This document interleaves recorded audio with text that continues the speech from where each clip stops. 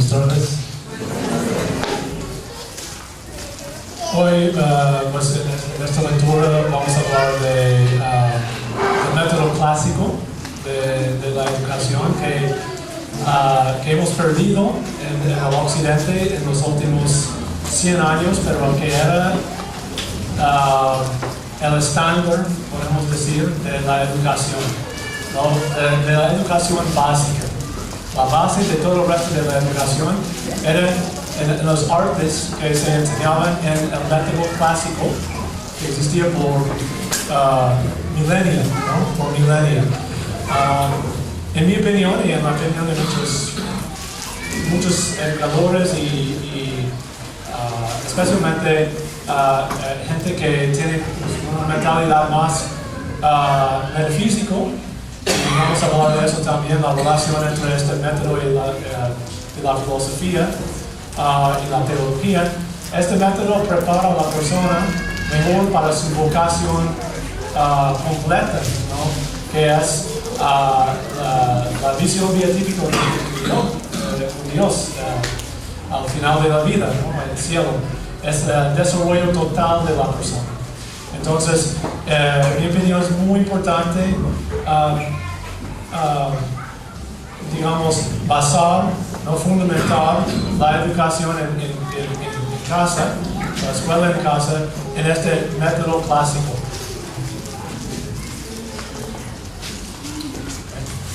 ¿Qué es la educación clásica? Se llama clásica porque es basado en estándares de educación que predominaban por más de 20 siglos. ¿Me escuchan bien? Sí. Okay, sus componentes se originaron durante la época greco-romana, entonces entre 500 AC y 500 DC. Después de Cristo. ¿Qué es este sistema de educación? Recibió su estructura actual durante la Edad Media, evolucionó en un ambiente helenístico y cristiano, en la cual el desarrollo espiritual e integral fue considerado más importante que el éxito económico. Entonces no estaba enseñando a la gente a hacer un trabajo, digamos, servil, vamos a hablar de eso, sino estaban enseñando a las personas a prepararse para la educación libre, que es la educación de una persona que tiene fines espirituales primero. Entonces hay dos conceptos hoy de la educación. La educación clásica, que ha sido casi totalmente abandonada, pero cada vez más la gente está regresando a ese modelo, y la educación moderna. La educación clásica, el conocimiento es concebido principalmente como bien en sí mismo, muy importante, que las personas aprenden para su desarrollo como persona, integralmente como persona, no simplemente para alimentar su cuerpo, para tener buena casa, para tener un coche, etc. No, para desarrollarse como persona. Busca el desarrollo espiritual y personal. Se enfoca en principios abstractos. Enseña a la persona a pensar abstractamente, ¿no?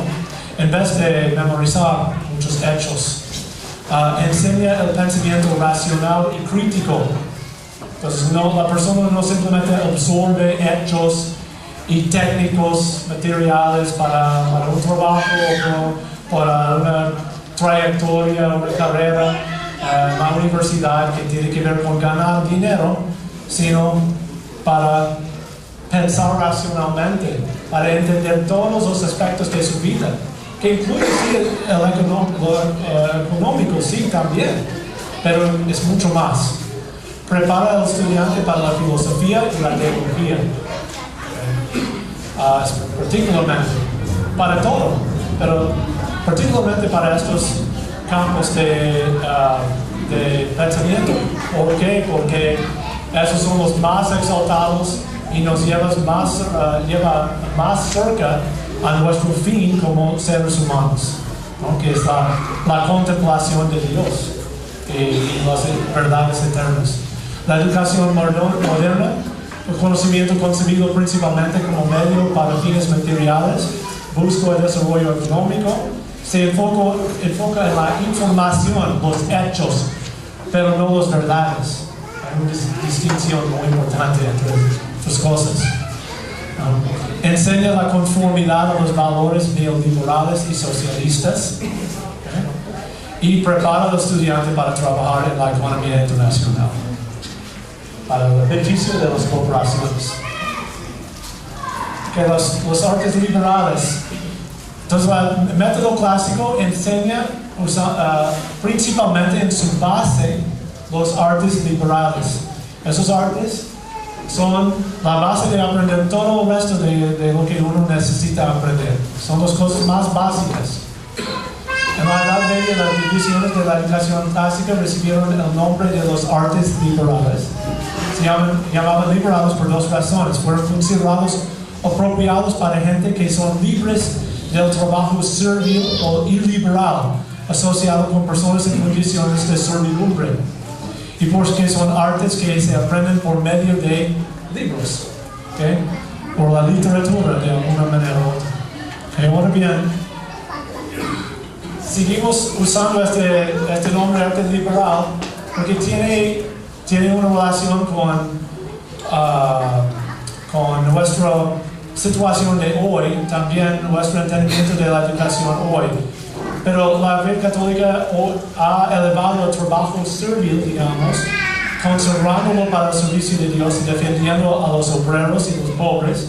Entonces la gente que no es gente que tiene muchos recursos y tiene que trabajar en trabajos serviles, digamos, eso es algo muy noble, es algo necesario para la sociedad. Y la Iglesia Católica, la fe cristiana, reconoce eso. Entonces, ya no estamos hablando de esos trabajos como si fuera esclavitud en sí misma, pero la verdad es que si vivimos una vida solo enfocado en las cosas materiales, eso sí es servidumbre, eso sí es, ser servir. Y es por eso en los domingos no deberíamos hacer trabajo así, si se puede evitar, si no es emergencia o algo así. ¿Por qué? Necesitamos el tiempo de contemplar Dios y las verdades eternas, etc. Entonces todos nosotros tenemos un día cada semana para la contemplación racional de la fe, de las cosas de la fe, de la oración, etc. Y eso es algo de una persona, podemos decir, libre. Y todos vamos a ser libres del trabajo servil en cielo. Entonces el domingo es una preparación para eso. Y los artes liberales nos preparan para esa vida intelectual que necesitamos para vivir la vida contemplativa. El término artes liberales sigue siendo relevante por su definición original, ¿okay? Que ofrece la posibilidad de liberar a la gente de su mentalidad carnal y su esclavitud a las pasiones y apetitos. Esa mentalidad que es como casi animal, elevándolos a la contemplación de las cosas divinas y eternas. Okay. En la división clásica hay 7 artes liberales. El trivium, voy a usar esa palabra por el latín, me gusta usar las palabras de latín. La gramática, la lógica, la retórica. Tenemos 3 divisiones. Okay. Por eso es el trivium, 3.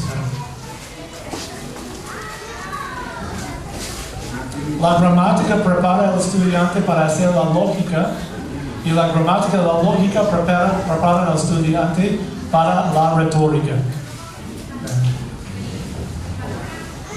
Entonces cada uno es la base del otro. Y hay 4, el trivium, ¿no? Son los artes verbales que tienen que ver con las palabras, sus definiciones, cómo expresarse correctamente, etc. Y cómo ordenar los conceptos que corresponden a las palabras, ¿no? El quadrivio o el quadrivium son los 4 artes que son cuantitativas, Tiene que ver con la cantidad en vez de tanto la calidad.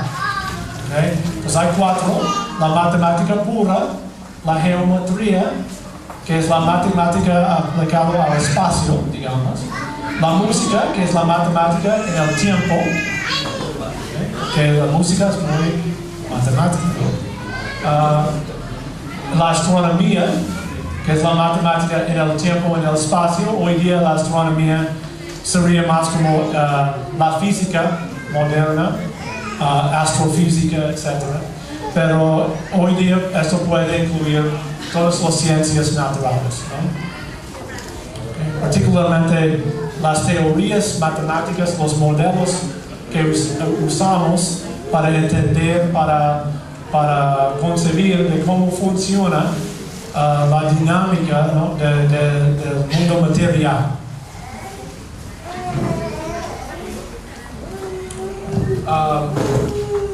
Entonces, hay una relación entre ellos, ¿no? La matemática fundamenta la geometría, la música, y la matemática y la geometría fundamentan la astronomía.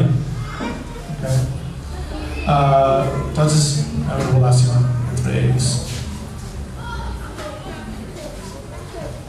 Ok, vamos a examinar un poco más detalle, especialmente los artes principales, que es el trivium.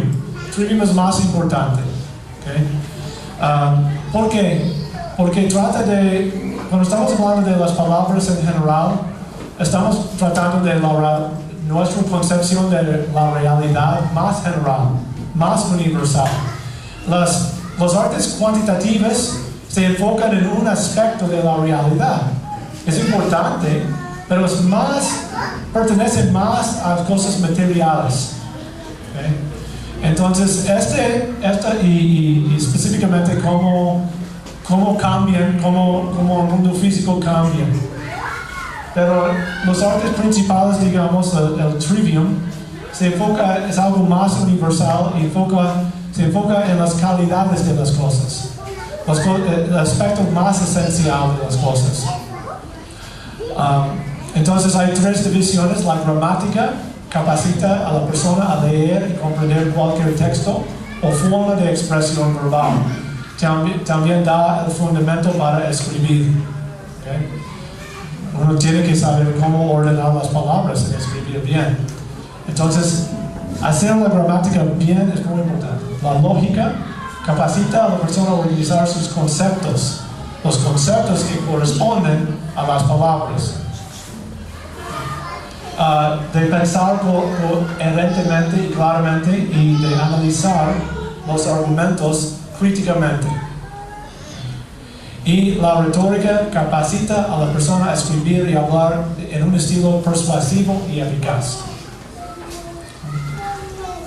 Cada uno es muy importante para la vida generalmente. Vamos a examinarlos en más detalle. ¿Qué hora?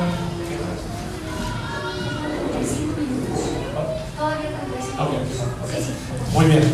Entonces, la gramática es la ciencia de las palabras, o el arte de ordenar las palabras para expresarse con claridad y exactitud. Refleja la estructura universal del pensamiento humano y de la realidad que experimentamos. Es la base de otros artes liberales y también de la filosofía, particularmente la metafísica, que es la división más exaltada, podemos decir más alta, de la filosofía. Capacita al estudiante a integrar nuevas palabras en su vocabulario y aprender nuevos idiomas. Entonces, yo digo que la gramática es la división más importante.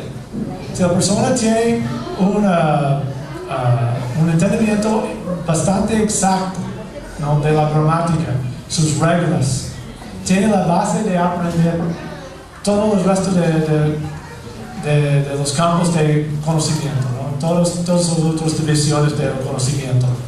Esa es la base más importante, siempre se consideraba así, y es por eso que las escuelas más básicas para niños en Estados Unidos, no sé cómo es aquí, se llamaban las escuelas gramaticales, o gramáticas, no sé, grammar school en inglés. Aprender la gramática es muy importante. Incluye muchas cosas, por ejemplo, aprender las definiciones de las palabras, entender qué tipo de palabra cada uno es, un verbo, un sustantivo, adjetivo, adverbio, etc. Complemento, el sujeto y el complemento y relación entre ellos, para expresarse de manera clara y ordenada. Muy importante, y usando esas relaciones entre las palabras, la filosofía puede avanzar con esa base, porque la gramática refleja la estructura de la mente del ser humano.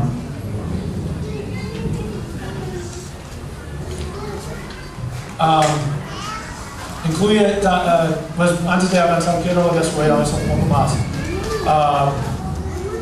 Que en la Edad Media llegaron a la conclusión, porque había muchos idiomas en Europa, llegaron a la conclusión que la gente, las personas, los seres humanos tienen una estructura en su mente universal de la gramática. Todos nosotros, en todos los idiomas, usamos los mismos conceptos gramaticales. Y todos usamos esos conceptos. Y es interesante, pero eso es la sabiduría común en la Edad Media. Pero fue olvidado por mucho tiempo después y fue descubierto nuevamente en el siglo XX por el lingüista Noam Chomsky. Descubrió nuevamente, y él recibe mucho crédito, mucha admiración por decir algo que fue obvio en la Edad Media. Entonces, es un ejemplo de cómo hemos perdido mucho conocimiento, ¿no? Durante los últimos, especialmente los últimos 200 años, 400 años, porque hemos abandonado el sistema educativo y los estándares educativos de la educación clásica, y particularmente los artes liberales, pero también la filosofía de Aristóteles. Entonces, cuando entendemos la gramática bien, hemos entrado bien y hemos comprendido bien la estructura de la mente misma. Y con esa estructura podemos pasar a la lógica. Vamos a hablar de eso en un momento. Pero la gramática normalmente incluye la poesía, sus principios de métrica, ritmo y rima. Algo muy bueno de aprender, ¿no? Para un niño. De entender que en un sentido hay una ciencia de la poesía. El estudio de latín facilita mucho el aprendizaje de la gramática, y particularmente la etimología de muchas palabras del castellano. Entonces, cuando uno está decidiendo qué idioma voy a enseñar, latín puede ser muy buena lección, porque incorpora todos los principios gramaticales y uno tiene que entender la gramática muy bien para aprender el latín. Es bastante complicado. El problema es que hoy día no se usa mucho, entonces no necesariamente es lo mejor de usar en la escuela de casa, pero la persona que aprende latín es muy bien preparado para avanzar a la filosofía tomista, por ejemplo. Entonces, si el niño llega a una edad y dice, yo quiero aprender la filosofía, quiero eso como mi carrera, pues el latín es muy bueno, ¿no? También es muy bueno para entender la teología tradicional de nuestra fe, de participar en la liturgia, es muy, muy útil. Entonces, mi preferencia es aprender latín sobre los otros, pero también es mucho trabajo, es muy difícil en comparación con otros idiomas. Entonces, es una decisión difícil, puede ser, pero de todas maneras es lo ideal para enseñar la gramática. La lógica es la ciencia de razonar, o el arte de ordenar los conceptos racionalmente, desarrolla la capacidad de pensar abstractamente. ¿Okay? Muy importante. Capacita al estudiante a ordenar su pensamiento, entender las relaciones entre los conceptos y llegar a una comprensión más profunda de toda la realidad. Entonces, la persona que tiene esa base de la gramática y pasa a la lógica, tiene los dos elementos más importantes para aprender cualquier cosa, para entender toda su vida, todos los aspectos de la realidad, ¿no? Todas sus experiencias, de integrarlos y, más importante, de entender las verdades de la teología, ¿no? La metafísica, para entender su fe lo mejor que pueda y para mejor contemplar a Dios. También para refutar errores. Hay muchos errores en la sociedad moderna, ¿no? Entonces la lógica ayuda a la persona a pensar críticamente en los argumentos y analizar los argumentos y discernir si son verdades o falsos o bien fundados o no.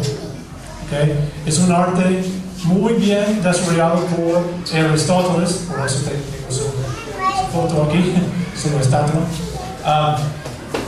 Y de hecho todos los libros de lógica eran basados en la lógica de Aristóteles, los libros de la lógica, que hay 6 que escribió Aristóteles. Y agregaron otras cosas durante ese tiempo en la Edad Media. La retórica es el arte de escribir y hablar eficazmente, de acuerdo con la psicología del público, la gente que está escuchando, ¿no? Fue formalizado por Aristóteles también, y el ejemplar clásico es Cícero. Entonces, esto se puede enseñar con textos de discursos de Cícero, el orador, ¿se dice en español? ¿Ah? No, pero él es orador. Oh, Cicerón, perdón. Cicerón, en inglés decimos Cicerón. Cicerón, perdón, sí, el orador romano más famoso y el estándar de, ¿no? El ejemplar de la retórica. La retórica no solo para dar buenos discursos públicos, sino también para escribir bien. ¿Okay? Entonces, de manera que es persuasiva, que no aburre a la gente, etc.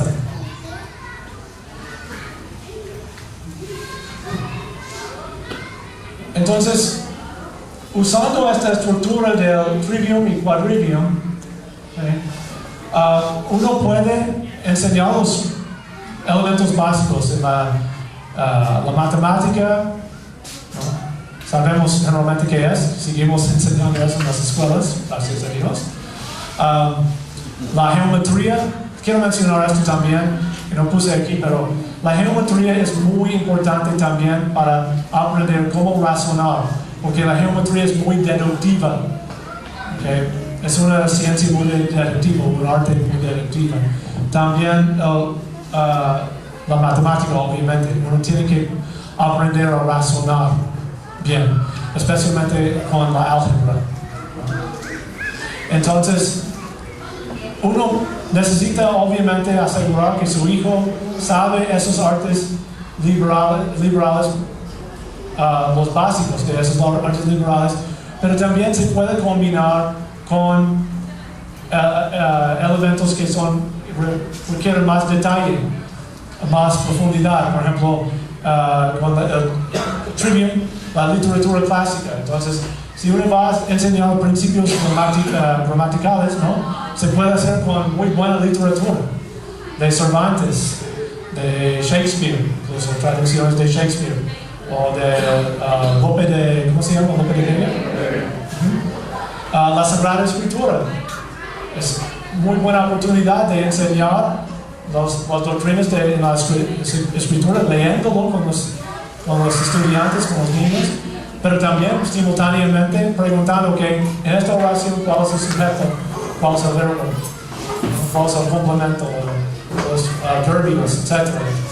¿No? Otros idiomas, esos siempre requiere que la persona entienda la gramática, entonces se puede enseñar juntos.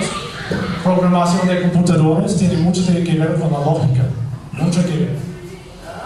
El quadrivium también, la física moderna, ¿no? la química, la biología, la geología, la arquitectura y también la programación de computadores. Tiene mucho que ver. ¿Okay? Entonces, si el niño tiene algún interés en particular, se puede combinar estos con su interés personal. Voy a mencionar eso más en unos minutos. ¿Preguntas hasta ahora?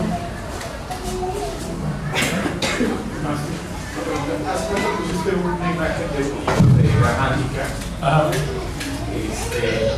Y bueno, a mí creo que hay muchas publicaciones, hay muchos libros que ya han perdido como que, o sea, para enseñar la gramática como tú la hablas, de que es la estructura mental, que se prepara para la lógica y eso, ya no es tan fácil conseguir, vamos, que un libro que compremos por ahí nos sirva, o sea, como que tú podrías decir que habría que utilizar ciertos libros para trabajar la gramática, o con cualquier texto de gramática podríamos salir. Pues yo he visto un libro que alguien compró, no recuerdo el nombre, pero es bastante común en las librerías aquí en México, creo, que me parece muy bien de la gramática, porque la gramática es algo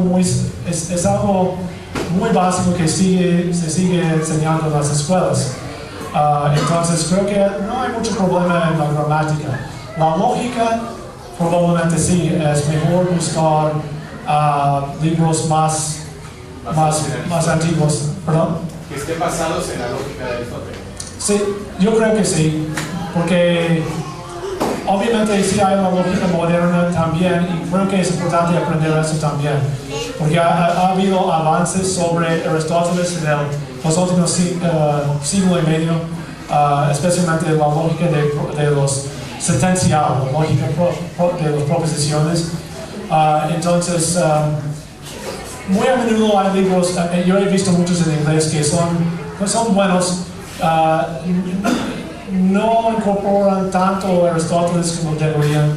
Entonces, lo que uno puede hacer es conseguir algo que con el método de lógica más clásico, pero también combinarlo con algo más moderno, porque sí hay elementos buenos en la lógica moderna también, y que tiene que ver con la programación de computadoras, y simplemente son útiles también para desarrollar el pensamiento. Entonces, pero tengo que confesar que no sé muy bien, no conozco muy bien los libros de instrucción en español. Los conozco mejor en inglés. Al estudiar la gramática y la lógica, ¿podemos entender o se puede llegar a la retórica? Sí, exacto. Sí, con la gramática y la lógica tiene la base de la retórica. Porque dice que el ejemplar clásico es Cicerón. ¿Está bien dicho? ¿Cicerón? Sí, Cicerón, sí, Cicerón. Entonces, yo nunca había oído de la retórica. Yo tengo estudios pues básicos de alguna manera, pero nunca había estudiado retórica, por lo que dice lo que es la retórica. Entonces, al estudiar entonces dice la gramática, yo estudié etimología, entonces eso me ayudó también a entender el sentido de las palabras a la hora de leer libros clásicos.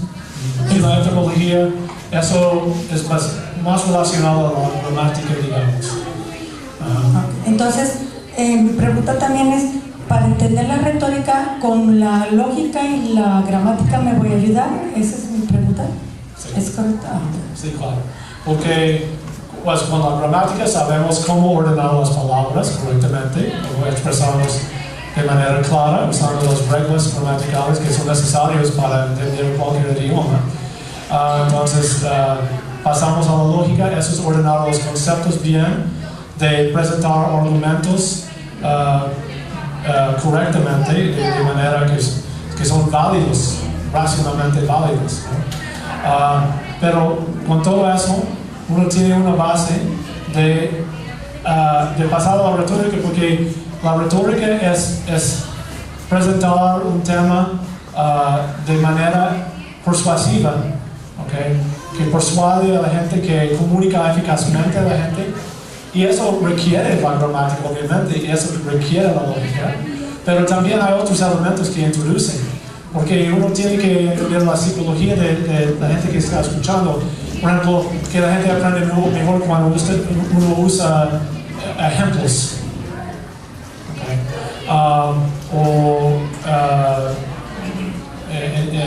Incluye elementos de humor. Elementos así. Entonces, es basado en eso. ¿Cuánto tiempo me queda?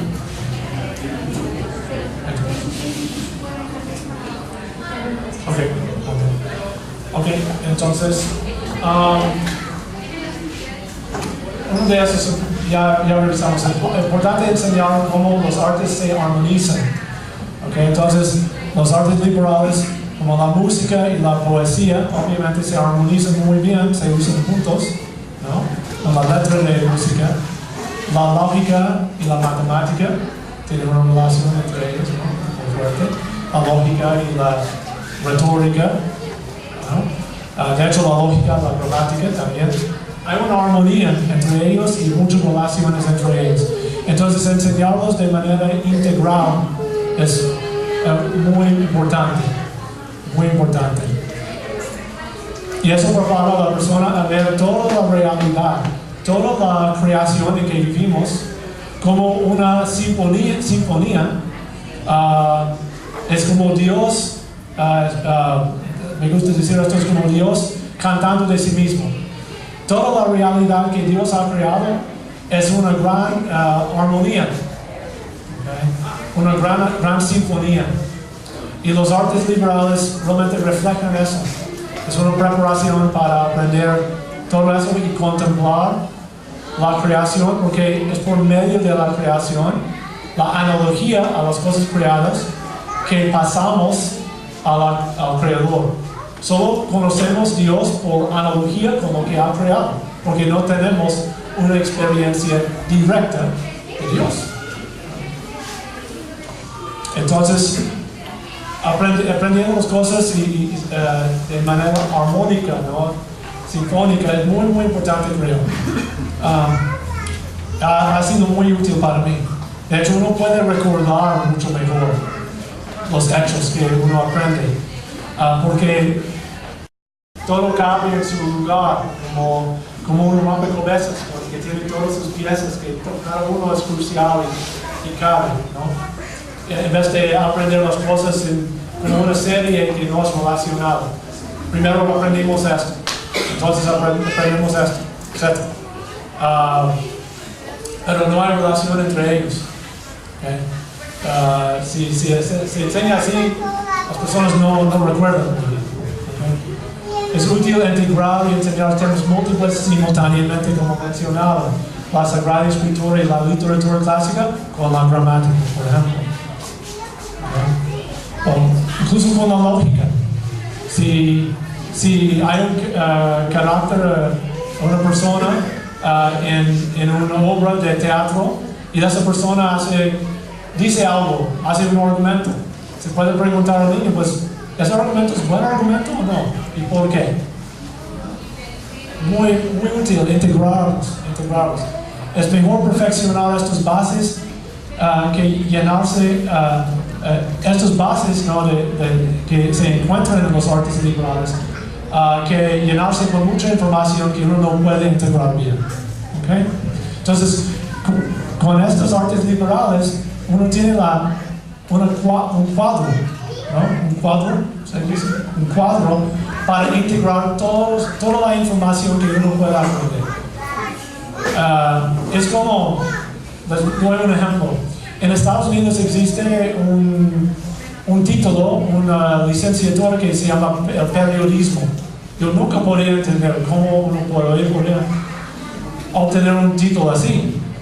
No digo que es sin valor, y respeto a la gente que tiene ese título, sí enseña cosas útiles. Pero esas son técnicas, uno puede aprender con los artes liberales, con la retórica, uno ya sabe cómo escribir bien. Eso es algo básico, ¿no? Con la lógica racional bien, ¿no? Gramática. uno debería ya poder escribir un artículo fácilmente o si es un arte particular, por ejemplo, reportar las noticias, hay una estructura particular para ese tipo de literatura, de ese tipo de escritura, de escribir. Pero eso se puede aprender fácilmente, mucho mejor que la persona tiene un título en la historia o la economía, etc. Y de hecho hay algunos periódicos en Estados Unidos que ya no aceptan, no contratan con personas que tienen títulos de periodismo. Quieren gente que tiene títulos de historia, economía, etc. Porque pueden entender lo que están reportando. ¿Okay? Pero de todos... ¿sí? Me quedan 10 minutos. Ok, muy bien. Entonces es un ejemplo. ¿Okay? Con ese cuadro uno puede fácilmente enseñarse a sí mismo. Y ese es otro aspecto muy importante que creo que tenemos que recordar siempre, es que estamos enseñando a los niños de qué, de enseñarse a sí mismo y de recordar siempre que toda la vida es una escuela, que uno no termina con la escuela en casa o la escuela pública, donde sea, ¿no? Es permanente. Uno debería siempre tener esa mentalidad, quiero aumentar mi conocimiento. ¿Okay? Es mejor enfocarse en la materia verdaderamente clásica. ¿Por qué desperdiciar el tiempo con literatura mediocre? ¿No? Se dice mediocre. ¿Por qué? Cervantes, Lope de Vega, Shakespeare, cosas así. La Biblia, ¿no? Y películas de Disney, olvídalo. ¿Okay? Cosas así, estoy harto de escuchar de Disney. ¿No? Yo entiendo, es como entretenimiento, pero de todas maneras hay muchos libros para niños que sí se puede usar de vez en cuando, pero no son muy útiles. Y cuando uno tiene estándares más altos, uno observa que los niños llegan a esos estándares, cumplen con esos estándares. Realmente, muy a menudo estamos menospreciando los niños. Estamos esencialmente, tenemos un estímulo bajo de sus habilidades. Pueden hacer mucho más que hacen normalmente en las escuelas públicas. El tiempo no es tan importante como la calidad. Los estudiantes necesitan tiempo de descansar su mente y contemplar la materia. Que eso es el problema con la escuela. Siempre están dándoles más y más y más información. Y hay que memorizar esto y esto y esto. Y hay que hacer estos ejercicios. Y no tienen tiempo de descansar y simplemente reflexionar lo que han aprendido. Y eso es un aspecto crucial de aprender. De reflexionar en lo que uno ya ha aprendido. ¿Okay? Es importante relacionar los estudios con los intereses particulares del estudiante. Cada uno tiene sus intereses. ¿Okay? A menos que es un interés que obviamente es dato destructivo o algo así, pero hay muchos, muy a menudo enfocarse, ¿qué quieres hacer con su vida? ¿No? Si quieres entrar a la universidad, ¿qué carrera quisieras? Ok, pues vamos a aprender las cosas en este contexto, ¿no? También.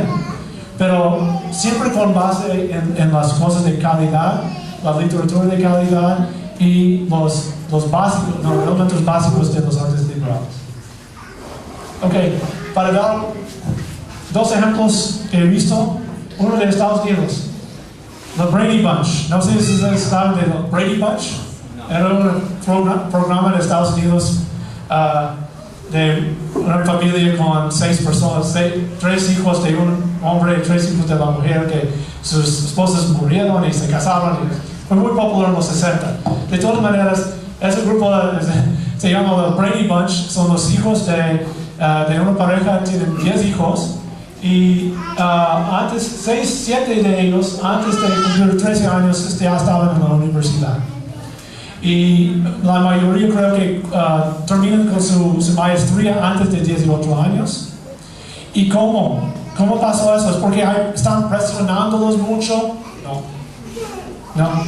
De hecho, no. Son muy súper inteligentes, sus papás son científicos o algo así. No.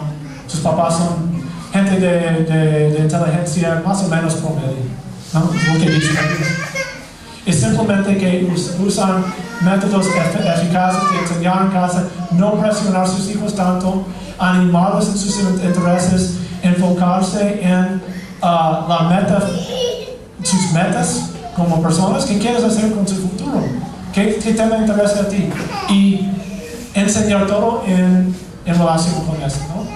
Entonces, los niños pueden hacer mucho más que hacen hoy día. Esta familia, yo como reportero hice muchos reportes sobre su situación en Brasil, una familia perseguida por las autoridades y mucho. La familia Nunes, los dos hijos más grandes probaron los exámenes para entrar a la escuela de Derecho a las 12 y 13 años. ¿Y cómo? En este caso, los papás, el papá generalmente les enseñaron algo y generalmente les permite investigar lo que quieren en internet. Y así aprendieron muy bien. Y de hecho, iban a multar y enviar a prisión el papá por hacer eso, porque en Brasil persiguen a la gente de homeschool, ¿no? de escuela en casa. Entonces resistieron y había varios juicios. Al final dijeron que vamos a darles muchos exámenes para ver si han aprendido o no. Y los maestros de la escuela pública formularon estos exámenes y admitieron a la prensa que no, personalmente yo no podría probar este examen. Fue muy difícil. Probaron todos los exámenes. Okay. Es súper común. Entonces, es un ejemplo de qué se puede hacer si se hace en la escuela en casa correctamente, enfocándose.